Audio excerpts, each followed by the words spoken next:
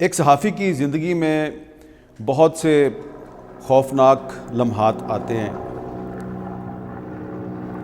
جب ہم کسی وار زون میں جاتے ہیں یا کسی کانفلکٹ زون میں جاتے ہیں تو ہمیں پتہ ہوتا ہے کہ یہاں پہ ہماری زندگی کو خطرہ ہے۔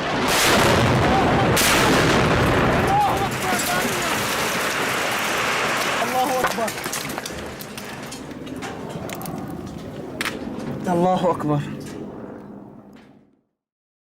2006 میں اسرائیل نے لبنان پر حملہ کر دیا تھا۔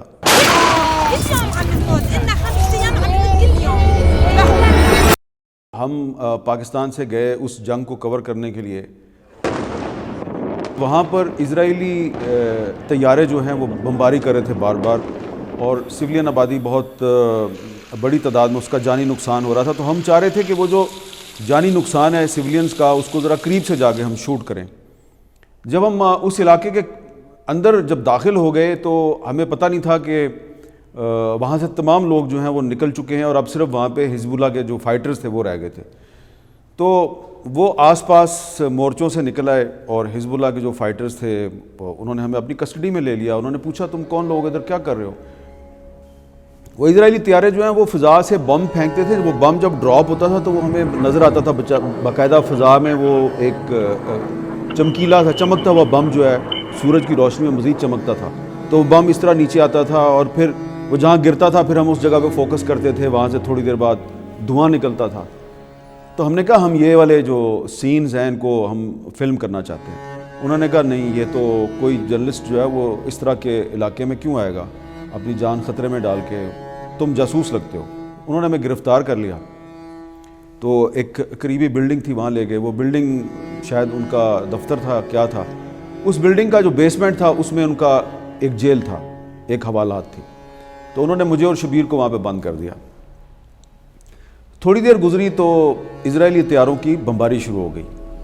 اب ہمیں آوازیں آ رہی ہیں دھماکوں کی، اور پھر اچانک وہ جو جیل تھی اس کے در و دیوار نے لرزنا شروع کر دیا، کیونکہ اب اس بلڈنگ پر بمباری شروع ہو گئی۔ تو وہ جو حزب اللہ کے جو فائٹرز تھے جو باہر کھڑے تھے وہ انہوں نے چیخو پکار شروع کر دی۔ میں نے قرآنی آیات پڑھنا شروع کر دی۔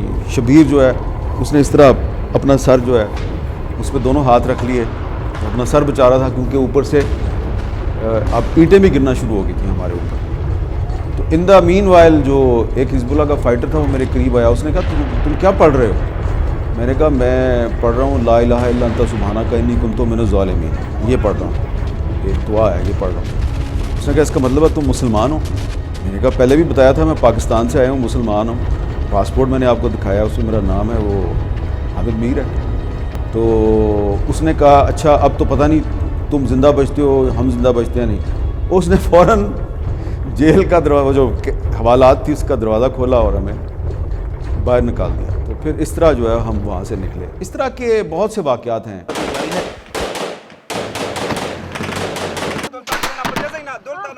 بوسنیا میں ایک دفعہ گیا تو وہاں پر بے نظیر بھٹو صاحبہ وزیر اعظم تھی، وہ بھی ہمارے ساتھ تھی۔ تو وہاں پہ بے نظیر بھٹو صاحبہ پہ ایک سنائپر نے فائر کیا، کوئی سرب تھا، اس نے ان کو اسیسینیٹ کرنے کی کوشش کی، لیکن وہ جو سنائپر کا نشانہ ہے وہ خطا چلا گیا۔ لیکن ہم سب نے بلٹ پروف جیکٹس پہنی ہوئی تھی تو نشانہ وہ تھی، لیکن جب ہم واپس جا رہے تھے تو ایسا لگ رہا تھا کہ یہ ایک کوئی زندگی جو ہے اس کو بچا کے ہم واپس جا رہے ہیں۔ تو ایک صحافی کی زندگی میں اس طرح کے بہت سے واقعات آتے ہیں۔ لوگ سمجھتے ہیں کہ آج کل کے زمانے میں صحافت جو ہے وہ بڑا آسان کام ہے، لیکن آج کل تو صرف وار زونز میں ہماری زندگی خطرے میں نہیں ہوتی، جہاں پہ جنگ نہیں ہو رہی ہوتی وہاں پہ بھی ہم حالت جنگ میں رہتے ہیں۔ میرا تعلق کیونکہ ایک ایسے گھرانے سے ہے کہ جس کا ادب سے اور صحافت سے بہت گہرا تعلق رہا ہے۔ تو میرے دادا جان تھے میر عبدالعزیز، وہ ایک شاعر تھے، اردو کے، فارسی کے اور پنجابی کے، 3 زبانوں کے شاعر تھے۔ میرے جو فادر تھے پروفیسر وارث میر، وہ صحافت کے استاد بھی تھے اور کالمسٹ بھی تھے۔ تو جب میں نے آنکھ کھولی اور ہوش سنبھالا، میرے ارد گرد کتابیں تھیں۔ تو مجھے یاد ہے میں جب اسکول میں پڑھتا تھا، 5ویں 6ٹھی جماعت میں تھا، تو مجھے بھی شوق چڑھایا کہ میں بھی اخبار میں لکھوں۔ میں والد صاحب کو دیکھتا تھا، ان کی اخبار میں کالم چھپتا تھا، تصویر چھپتی تھی، تو میں نے نا ایک خاموش قسم کا کمپٹیشن شروع کر دیا اپنے فادر کے ساتھ. میں نے بھی لکھنے کی کوشش کی, لیکن میں کہاں لکھتا تھا, بچوں کے صفحے پہ, چلڈرنز پیج. تو میری وہاں پہ کوئی چیز چھپ جاتی تھی, میں وہ اخبار چھپا لیتا تھا تاکہ پتہ نہ چلے.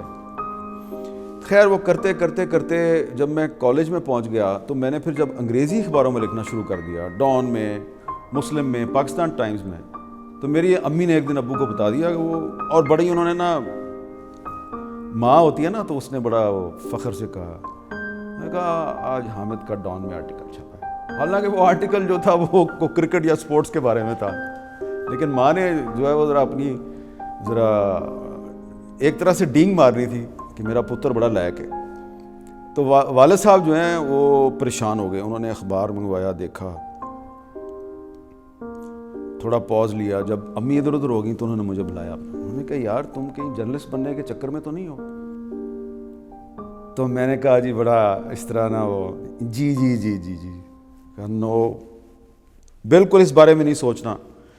یہ پاکستان میں جنرل ضیاء الحق کا مارشل ہے, بھٹو کی حکومت ختم ہو چکی ہے, اور جو صحافت ہے وہ بہت ہی خطرناک کام ہے. ماشاءاللہ نافذ کر دیا گیا ہے. اور میں تمہارے سامنے بیٹھا ہوں, ہر وقت نوٹس آتے رہتے ہیں. میں یونیورسٹی میں صحافت کا استاد ہوں. بہت سے صحافی جو ہیں وہ میرے شاگرد ہیں. جو ان کے ساتھ ہو رہا ہے, جو میرے ساتھ ہو رہا ہے, میں نہیں چاہتا وہی کچھ میری اولاد کے ساتھ. تو یہ تم صفحہ پھاڑ دو. تو اس کے کچھ سالوں کے بعد والد صاحب کی پرسرار حالات میں وہ فوت ہو گئے. تو میں دوسری طرف چلا گیا. میں نے کرکٹ کھیلنی شروع کر دی. میں جناب فرسٹ کلاس کرکٹ کھیل رہا تھا اس زمانے میں. ایک دن ہمارے گھر محترمہ بے نظیر بھٹو آئیں تعزیت کے لیے.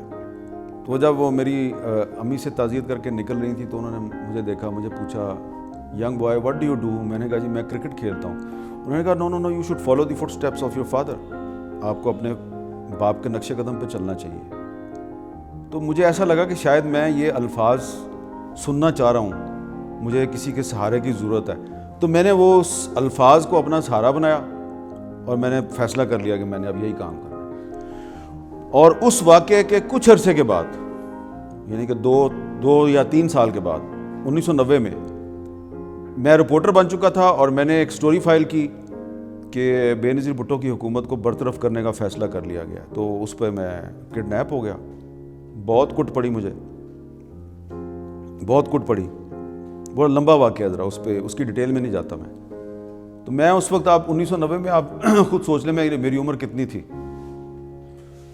24-25 سال بھی نہیں تھی, ہاں اتنی تھی. تو مجھے بنا جب کٹ پڑ رہی تھی, ادھر سے چپیڑ, میرے وہ کپڑے اتار رہے تھے, صرف انڈر ویئر رہ گیا تھا میرا. تو جب وہ سارا کچھ ہو رہا تھا تو مجھے والد صاحب یاد آ رہے تھے. انہوں نے کہا تھا پتر جرنلسٹ نہیں بننا. میں دل میں کہہ رہا تھا ابو صحیح کہتے ہیں سن. خیر وہ وہاں سے جب نکلا, میں گھر پہنچا تو منہ بھی سوجا ہوا تھا, جسم پہ نیل پڑے ہوئے تھے. تو میں نے امی کو کہا امی ابو صحیح کہتے تھے. بس پھر انہوں نے اپنا ایک ان کا مخصوص سٹائل تھا, تو انہوں نے کہا کہ بس ایک دفعہ بن گئے ہو نا جرنلسٹ, اب اس کو چھوڑنا نہیں ہے, بس اب آپ نے جرنلزم ہی کرنی ہے. اگر آپ نے چھوڑنی تھی تو بنے کیوں تھے؟ آج لوگ مجھے دیکھتے ہیں, میرے سے پوچھتے ہیں جی وہ آپ پر اتنے حملے کیوں ہوتے ہیں, آپ کنٹروورسیز کا شکار کیوں ہوتے ہیں, آپ کو گولیاں کیوں لگتی ہیں, آپ پہ پابندی کیوں لگتی ہے؟ میں ہر کسی کو یہ نہیں کہتا کہ میں نے اپنے والد صاحب کی بات نہیں سنی اس لیے یہ ہو رہا ہے, لیکن کبھی کبھی تو بتانا پڑتا ہے نا. تو لیکن یہ ہے کہ امید ہے کہ حالات کبھی نہ کبھی تو بدلیں گے.